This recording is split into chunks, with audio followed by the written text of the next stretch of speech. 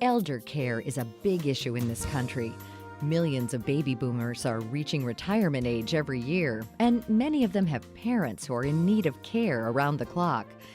Jen Poo knows only too well what kinds of problems people face when their parents and grandparents become elderly and frail. Poo is the author of the book The Age of Dignity, Preparing for the Elder Boom in a Changing America. Poo's grandparents were very much involved in raising her, and when her grandfather needed long-term care, they weren't able to accommodate him at home. He was put into a nursing home that was, to say the least, unwelcoming and uncomfortable. In that nursing home, he actually shared a room with about half a dozen other people. It was a really cold environment where, on the one hand, there was very rigid schedules around food, sleep time, but really very little care and very little attention placed on people who were staying there. So when I visited him there, he had not eaten or slept for days, and he was terrified. He was terrified because there was a number of people in the room who were making incredible noise, suffering, pain, and then the other half of the people that he shared a room with were almost comatose. So it was a very scary and strange, isolating environment for him. And when I visited him there, I got a first-hand sense of it. And even though he was certainly alive enough to express his discomfort and his horror at living there, I could already tell that he was just a shadow of himself and fading away. Fu is also the co-director of the organization Caring Across Generations. They seek to find solutions to better, more compassionate care for the elderly, a demographic that is growing by leaps and bounds. Demographic shifts that are underway where people are living longer than ever before. In fact, my grandmother's demographic of 85 and older is the fastest growing demographic in the nation, and the baby boom generation is starting to reach retirement age. So we're about to have the largest older population that we've ever had, and it's about to reach, the statistic is that by the year 2050, 27 million of us will need some form of care or assistance just to meet our basic daily needs. Pooh says that many families with elderly members figure that the government will help them to defray costs in the form of Medicare payments. There's this misconception that Medicare covers long-term care or this kind of home care assistance, and it actually doesn't. We don't have any social programs that support long-term care comprehensively. So if you're very wealthy, you could potentially buy long-term care insurance, but I've heard from people around the country that even that doesn't necessarily cover what you need when you need it. And then if you're very, very poor, which many people end up because of the high cost of care, then you might be eligible for Medicaid, in which case you could get support for a nursing home stay or in some states also home care. But it's a situation where families are going broke trying to afford the care they need. And so I do believe that there needs to be a whole new approach to caregiving that actually offers economic supports to families to be able to afford the long-term care for their elders. Aging in place, that is, staying in your home, is often what the elderly person most wants. Pooh says that the home healthcare worker population is a diverse one, with immigrants and African Americans making up a large percentage of the available help. A big problem she sees for this profession is that many of them are not paid a living wage. This work has unfortunately been undervalued in our society, and so despite this really critical role of making sure that our elders are healthy and safe and living well, the work itself is not compensated and does not reflect its true value. And a recent report that just came out said that the median income for home care workers in this country is $13,000 per year, which, if you think about it, is almost unimaginable how you would live off of that, let alone support a family. So we've got a situation where the people that we count on to take care of our loved ones can't take care of their own on the wages that they currently own. And that's one of the big things that needs to change if we're to meet the growing needs and demands of the elder boom. If you have gone to an agency to find home health care, you might be puzzled by the low wages many of these workers receive.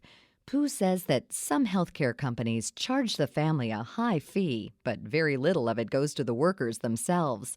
That causes a lot of churn in the profession, with workers leaving to find better paying jobs. She says that training is also all over the map, a situation that needs to be changed to ensure that patients receive the best care. There actually is no training standard.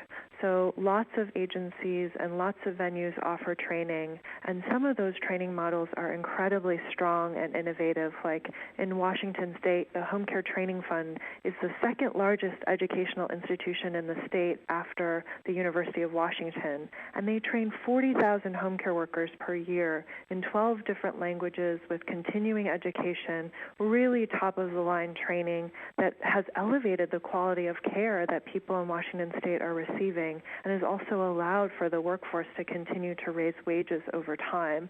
There are great models like that out there, but right now it's all over the map because there's no standards, there's really no guidelines.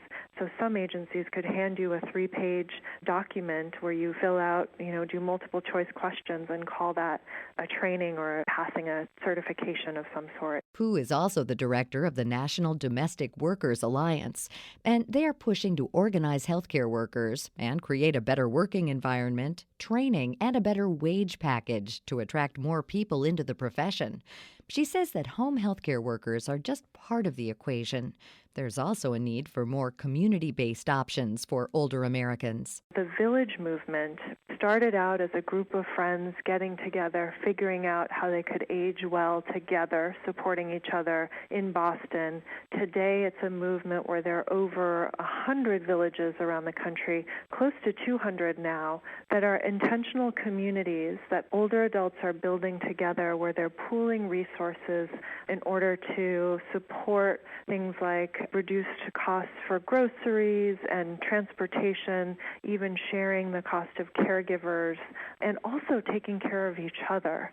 That kind of community level, neighbor taking care of neighbor, building community while we take care of each other is exactly the kind of thing that I think is the future, is where we're going. Pooh says that it's time to take a long, hard look at elder care in America and to make some much-needed improvements.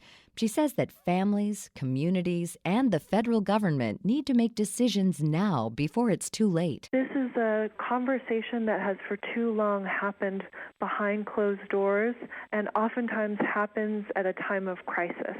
And I am encouraging people with this book to have the conversation with their families now about their future caregiving needs and how we can prepare together as families, as a community, as a country to be able to meet the caregiving needs for the future in a way that enhances and uplifts all of our dignity. You can read the ideas I-Jen Pooh has outlined in her book, The Age of Dignity, available in stores and online.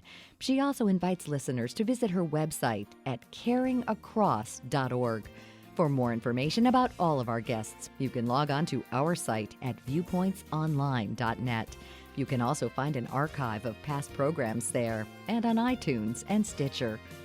Our show is written and produced by Pat Reuter. Our production directors are Sean Waldron, Reed Pence, and Nick Hofstra. I'm Marty Peterson. Memorial Day is a time to honor those who've given their lives serving our country. It's also the traditional start of the summer travel season, and with more cars on the road, there are even more reasons to make road safety a priority.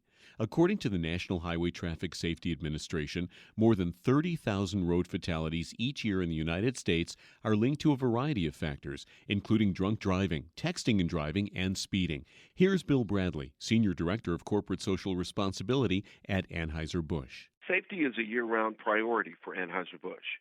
And working collaboratively with the co-founding members of Together for Safer Roads, we want to help improve road safety and reduce the number of fatalities and injuries caused by road traffic crashes. Every driver can make a difference by never texting and driving, always wearing a seatbelt, respecting speed limits, and making a plan to make it home safely whenever alcohol is involved. For more information, visit togetherforsaferroads.org. When the leading antihistamine and Nasacort go nose-to-nose, Nasacort wins, stopping more of the chemical responses that can cause your nasal allergy symptoms. And when you stop more causes, you get 24-hour relief from sneezing, an itchy runny nose, even congestion.